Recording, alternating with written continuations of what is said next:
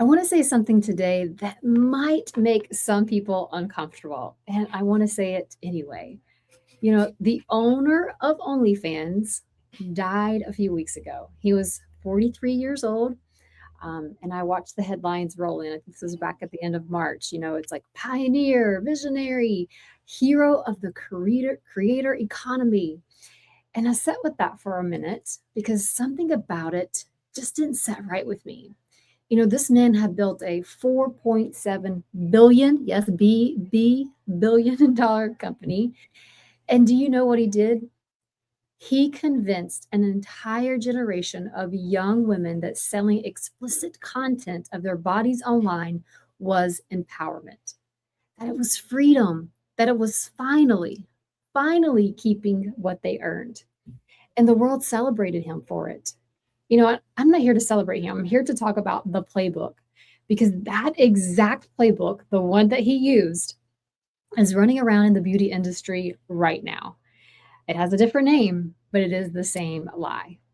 Yeah, and I'll take it a step further. I think what he did, what OnlyFans did, was one of the most sophisticated propaganda campaigns of our lifetime. And I think Booth Rental has been running the exact same campaign in our industry for decades.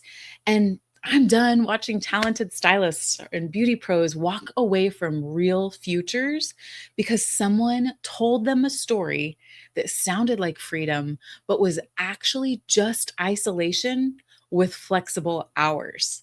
So today, we're going to talk about it, all of it.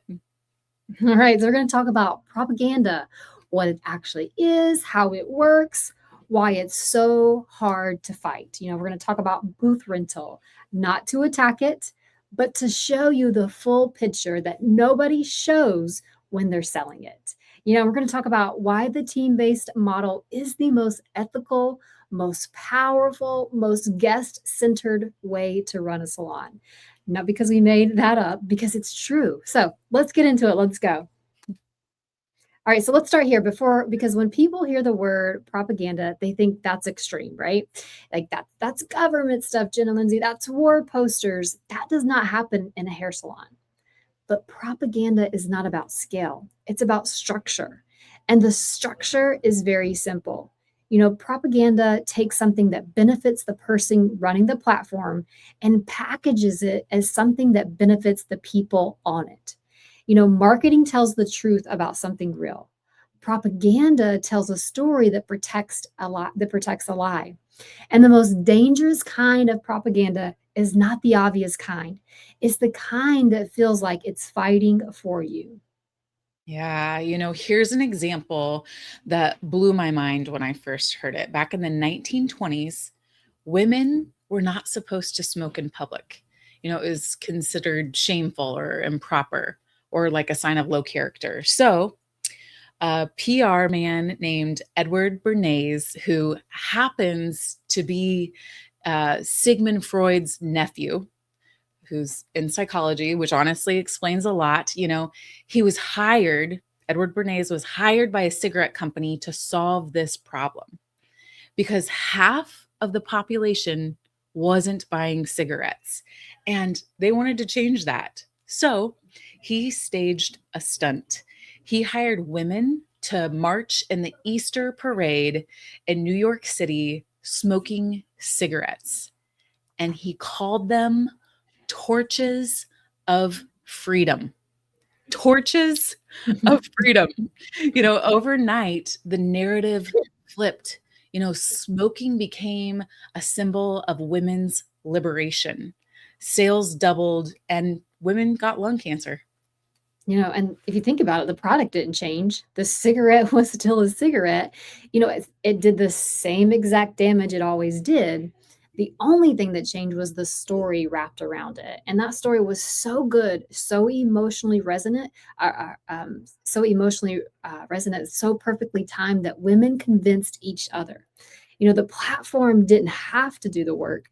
The believers did it for them. And that is the propaganda formula, you guys. And once you see it, you actually get to see it everywhere. Yeah, because you see it in OnlyFans, a platform that took a cut of every dollar made. Well, The creators did every piece of work. They absorbed every piece of the risk. They paid every piece of the personal cost.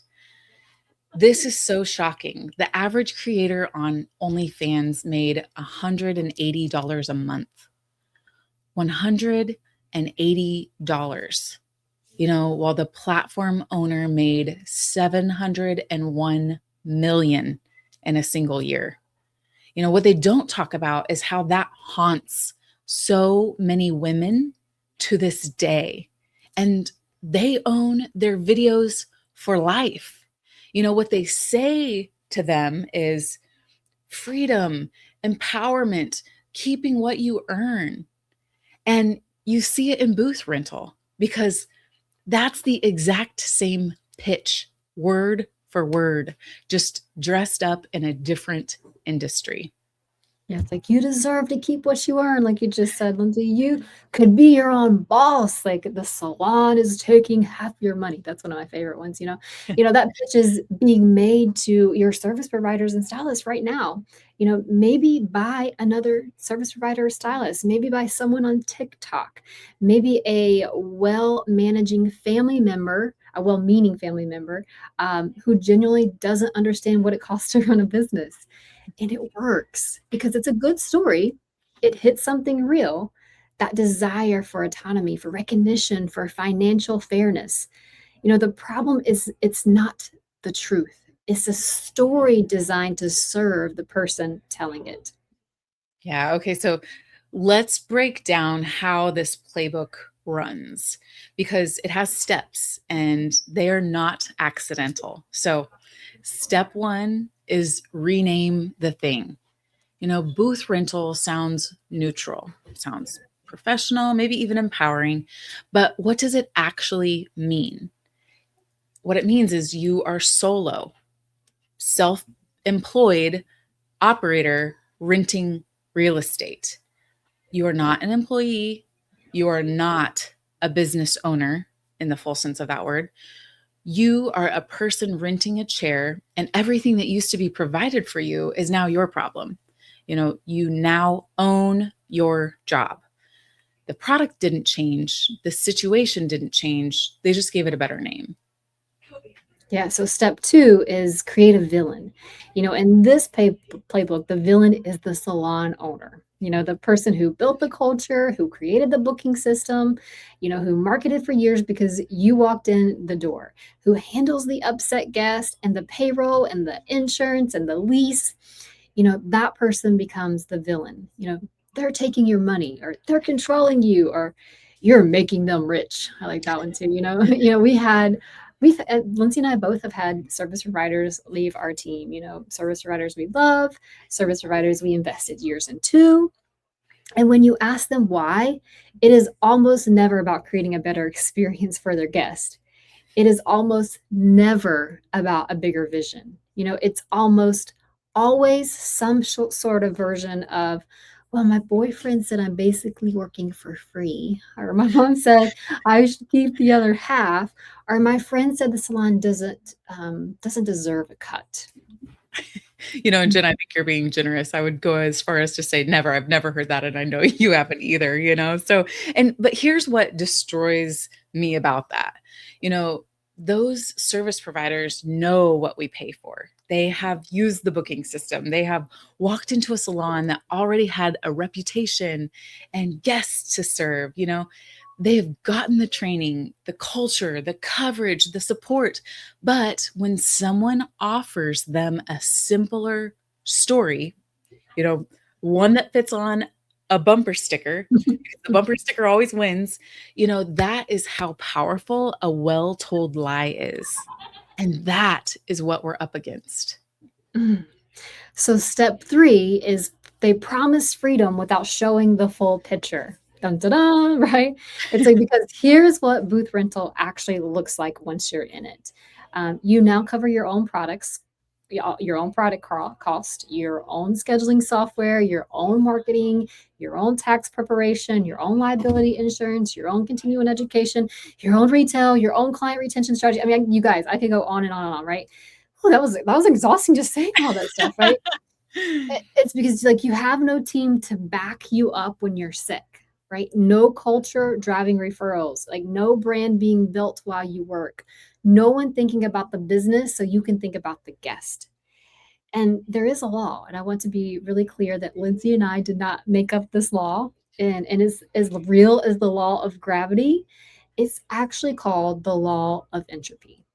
Yes, the law of entropy, which states when left alone, things fall apart. That is not a philosophy. That is physics. Systems degrade, clients drift, motivation fades, revenue plateaus, and then it quietly starts going backward. The booth rental model gives entropy a running start because there's no system pushing against it. There's no team, no culture, no compounding momentum. There's just one person trying to do everything. And entropy is working on all of it at once. And here's the cruelest part of this whole thing. When the lie fails, when the money isn't there, when the clients get quiet, when the isolation stops feeling like freedom and starts just feeling like being alone, the service provider doesn't blame the model. She blames herself. And that's what happened to those OnlyFans creators.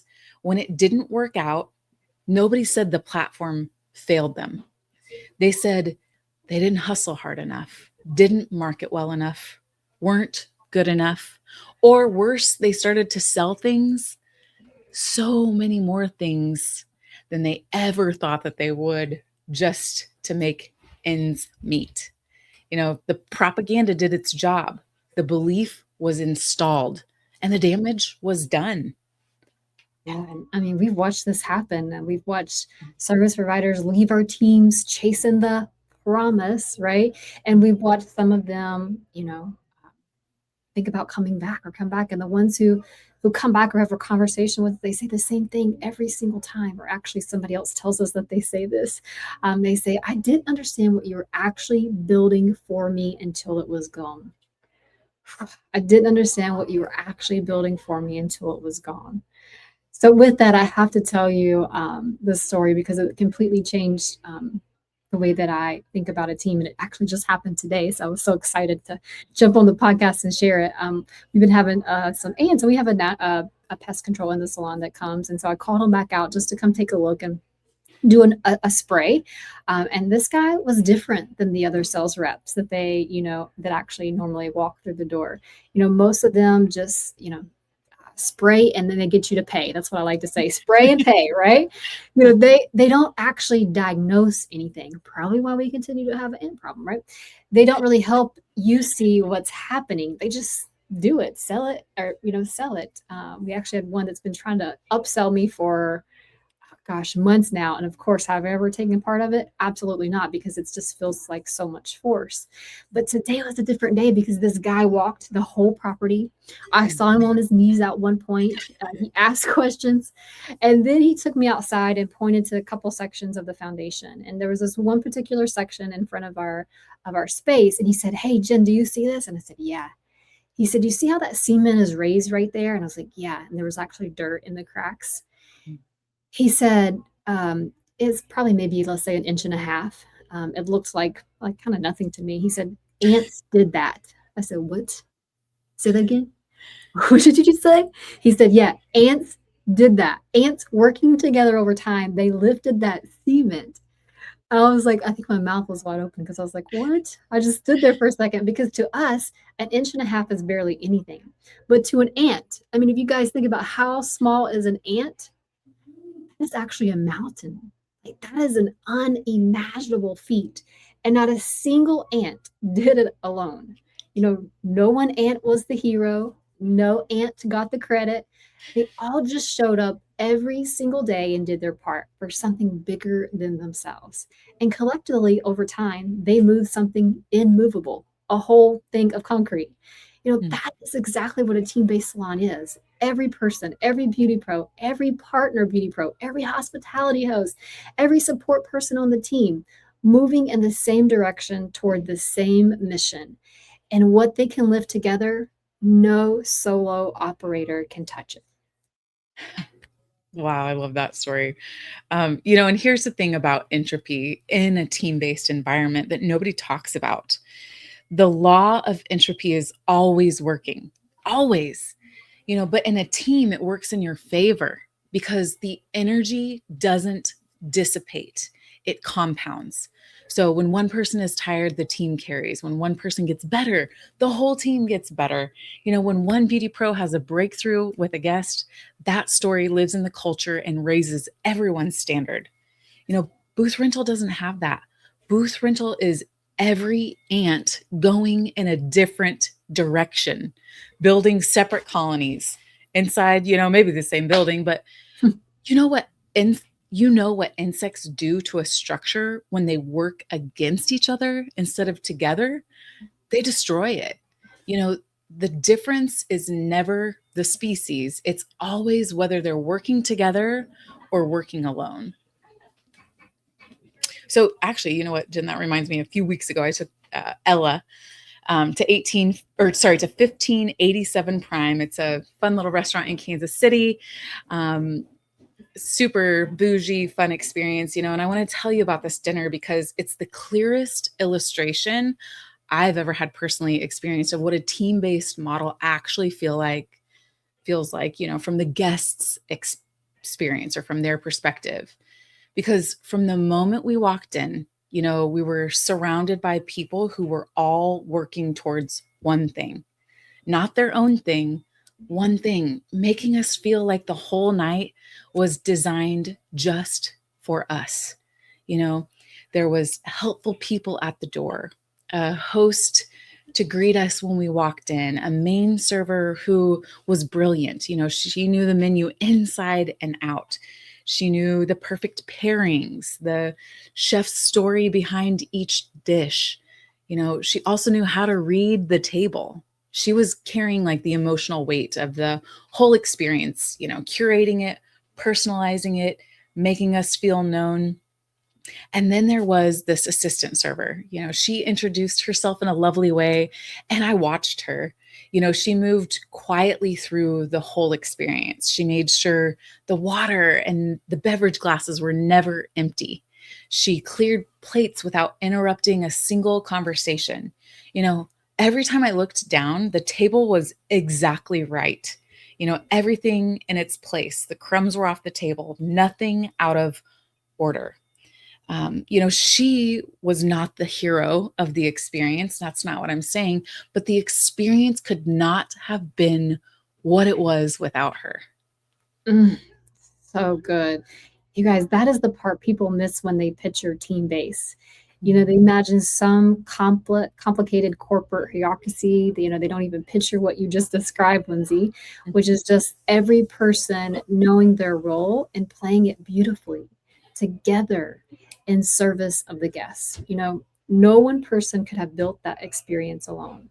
The server could not have run the emotional arc of the evening and kept the water glasses full and cleared the plates and watched every table at once. It would have been fine. It would not have been what Lindsay just described. Yes. And also, I forgot to even mention there was like a band that got on and played my very favorite song, Coming Home by Leon Bridges, and just knocked it out of the park. It was just a beautiful experience. And Ella and I left. So they definitely couldn't have done that either. That's the magic that we're creating inside of salons. But Ella and I left that dinner feeling something. We felt seen. We felt cared for. We felt like the whole experience existed just for us, and that is the mission. An experience so exceptional that everyone leaves feeling beautiful inside and out. And you cannot build that alone. I want to say that really clearly. A solo stylist working behind a booth can do excellent technical work. She can be warm and talented and wonderful, but there is no team backing her up. There is no culture around her. There is no mission holding the whole thing together and lifting every interaction. It's one person doing everything with nothing compounding. And that's not freedom. That is a ceiling. Yeah, because when you help enough people win, like your guests, your team, your community, like you win too. And that is not a motivational poster, you guys. That is the law. The team based model is built on that law, and it actually works every single time. So let's talk about the money because this is the center of the whole argument, and we are not going to skip it. The saying is, you're giving away half your money. Let me say that again. I like to say it in different voices. You're giving away half your money, right? And so I want to walk you through what the other half actually pays for, because when you see the full list, the math looks completely different. It pays for the booking system that fills your chair. It pays for the marketing that had a wait list before you even or ever had a name in this town. It pays for the culture that makes people choose your salon over the one or two, over the other one or two that are blocks away. It pays for the training that has made you better every single year. It pays for the person who handles the upset guests so you didn't have to have that conversation between your 10 a.m. and your 11 a.m. It pays for your insurance, the products, the payroll infrastructure, the schedule management, the schedule management, the team meetings, the leadership that keeps the whole thing moving. Like I could go on and on and on and on, right? It pays for someone to think about the business so that you can truly think about your guest. Mm.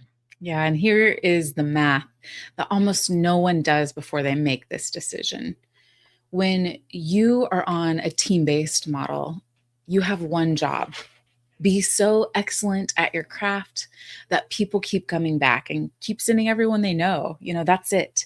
That's your entire job description. And when you're a booth renter, your job is be an excellent stylist and run a full business: marketing, scheduling, bookkeeping, tax strategy, retail management, client retention, social media, product ordering, all of it alone every day. How many booth renters do you personally know who are genuinely excellent at all of that? And if they are spending that much energy on all of that, then how much energy is actually left for the person in their chair? And yeah, you guys, we want to be fair here. Every once in a while, let me say that again, there is the booth renter who figures it out. There are people with the business background, the marketing skill, the financial discipline, the solo work ethic, and they build something. But that is not who is being recruited. That is not the story being told on TikTok or in the parking lot after a shift. The pitch is not, here is a challenging, fully self-employed business model that will require you to become an expert in 5 different disciplines while also being a great stylist. The pitch is like, you deserve to keep what you earn. Come and be free.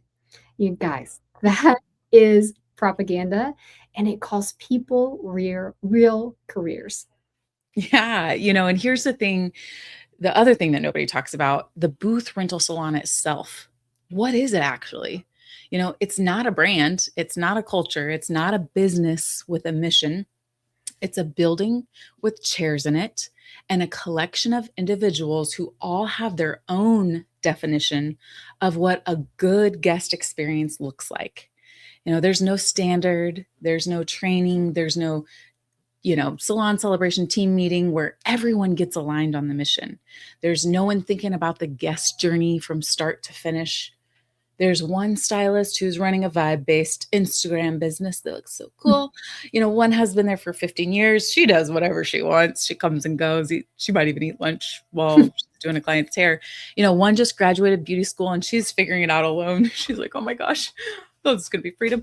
And then the person who owns the building, she's collecting checks, whether your clients come back or they don't, whether you're thriving or drowning, the rent, it's due on the first. That is not a business. That is a landlord with a styling chair. Yeah, Lindsay, I love it because our salon name is J Booth Salon, because God is like, Jen, we're going to put Booth in your name so that you can tell the world the opportunity here. And so it is so fun when like J Booth does, when we're talking to us. Does that mean you're a booth in the salon? I said, absolutely not. Because what you just said, you said, if it was a booth rental salon, I'd just be a landlord with a styling chair. Mm. And that is the part that never makes it into the pitch. When someone tells your service providers, oh, you could rent a booth. I'm not for rent. Sorry, Jay, was not for rent. They are not painting that picture. They are painting the freedom picture, the autonomy picture, the keep what you earn picture. Nobody shows her what it looks like in 6 months and when there's no culture holding anyone together, no systems driving referrals, no one in that building who is invested, whether she wins or not. She can't make rent, so she's going to have to bring in a partner in to help her pay for that monthly rent. Yeah. Yeah. And we want to say something directly to anyone who has ever been told otherwise by a business coach, a consultant, a course, a guru, whoever it was. No matter what they've told you, once you booth rent your chairs or 1099 people, you do not have a business. You have two options and only two. You are either a landlord collecting rent from self employed individuals, or you are a self employed person renting a chair from someone else. Those are the only two things that you are. And that is not our opinion. That is not a philosophy that we developed. That is the law. The IRS, they didn't ask our input. The Department of Labor, they didn't call us up and consult us. We did not make this up. Yeah, we want to say that not to shame anyone. Truly, we say it because the first step in building something real is being honest about what you actually have right now. You cannot fix a foundation you refuse to look at. And if you've been told you are building a business while booth renting, you were misled. And that is not your fault. But staying in that story now that you know the truth, that is a choice. We are not building a platform, we are building a team, and those are fundamentally different things. A platform extracts value from the people on it, a team creates value with the people on it. Every guest who wins, every service provider who grows, every co-beauty pro who finds her confidence, every owner who builds something that she's proud of, that is the team-based model working exactly the way it was designed to work. And when enough ants push together, you actually lift the cement. So good. I want to shift gears for just a second because this episode is not just about what's wrong with booth rental. It's about what's right about you. If you're a team-based salon owner listening to this right now, I need you to hear something. You are doing the hardest, most ethical, most meaningful version of this work. You are not just running a business, you are running a development program. You are investing in people every single day. You are building something that lasts, something that gets better over time instead of falling apart. The propaganda would have you believe that you are extracting value from your team, that you are the villain in their story.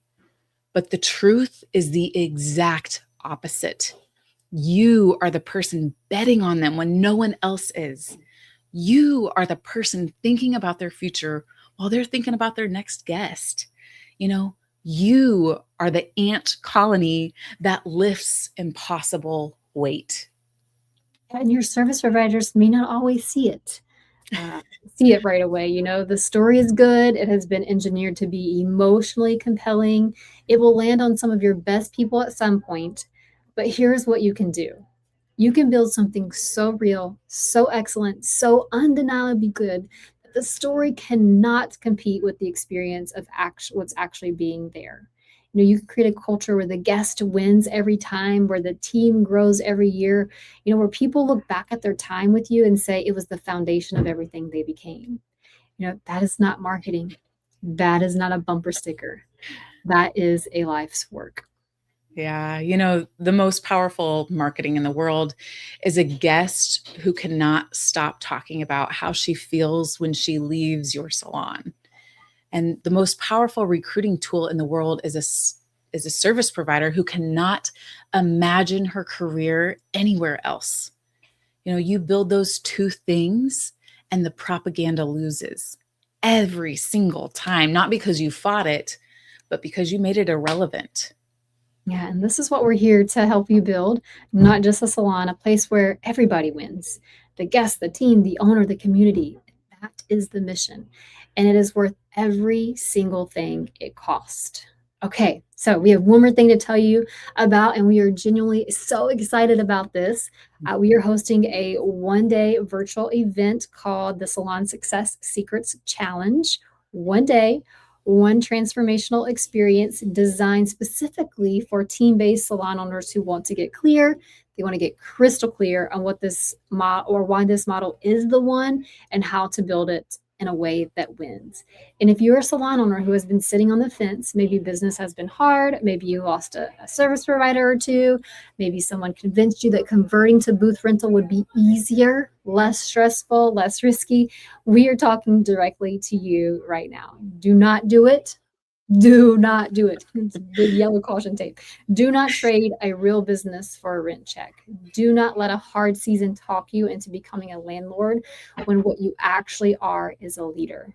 You know, Lindsay, I think about somebody that we coached once upon a time or have worked with, and they were had a couple people leave, and their next solution was to become a booth rental salon. So we sat down, we did the math number, and she was actually going to make less. She wasn't even going to make enough to cover her rent mortgage, her rent, doing booth rent. So, like, man, that's so crazy. So, come join us first. Don't do that. Stop before you do that. That is all we are asking. Yeah, because hard seasons are real. We've both had them, but the answer to a hard season and a team-based salon is never to blow up the model that actually works. I think we also see so many gurus and coaches and stuff in our industry who don't, who they basically blow up the model or sell the model because they don't even know. They're not even clear on it. We're clear. And the answer is to get clear, get certain, and get back to building. That's exactly what this day is for.